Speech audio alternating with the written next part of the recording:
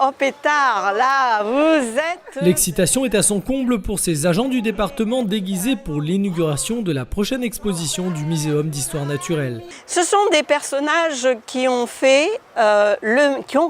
le Muséum d'Histoire Naturelle à son début. Moi, je suis Auguste Lens, le premier conservateur, mais je ne suis pas encore en tenue, il faut que j'y aille. Après 5 mois de travaux et beaucoup d'engagement, c'est le temps des restitutions. C'est dur la vie d'un conservateur. De l'autre côté, les invités arrivent, inébranlables, partenaires, donateurs, amis scientifiques, tous ceux qui font l'âme de ces lieux. Le 1er février 1854 est publié l'arrêté de création du Muséum d'Histoire Naturelle. C'est le premier musée de la Réunion. Monsieur Joseph Bernier, botaniste, et son épouse, 25 000 pièces. L'exposition Collection, collectionneur est une invitation au voyage. Elle est en effet un voyage dans le temps. En fait, une histoire qui commence 10 années après l'abolition de l'esclavage.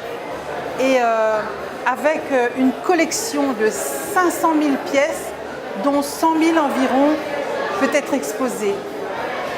Et avec un relooking extraordinaire du musée d'histoire naturelle, ici dans les jardins de l'État. C'est vraiment quelque chose de magnifique à venir voir. Une visite dans un hall d'exposition totalement refait où les univers s'enchaînent, tout comme les époques. Et pour sa conservatrice, c'est d'ailleurs sa dernière exposition. C'est de montrer que derrière les collections qui sont le cœur même d'un muséum d'histoire naturelle, ou même d'un musée tout court, il y a des hommes. C'est naturellement que les collectionneurs sont venus vers moi. Et du coup, ce sont des relations de confiance.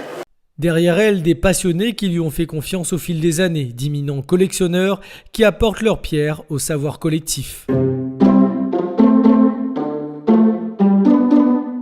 Pour faire perdurer les connaissances, pour que ça aide la jeunesse à comprendre la vie dans laquelle ils sont et qu'ils puissent les protéger.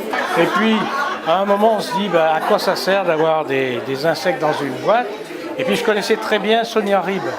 Et j'avais vu le sérieux de son travail. Avec d'autres travaux programmés dans l'avenir, cette étape permettra au Muséum d'Histoire Naturelle de devenir bientôt une référence de la biodiversité dans cette partie du monde.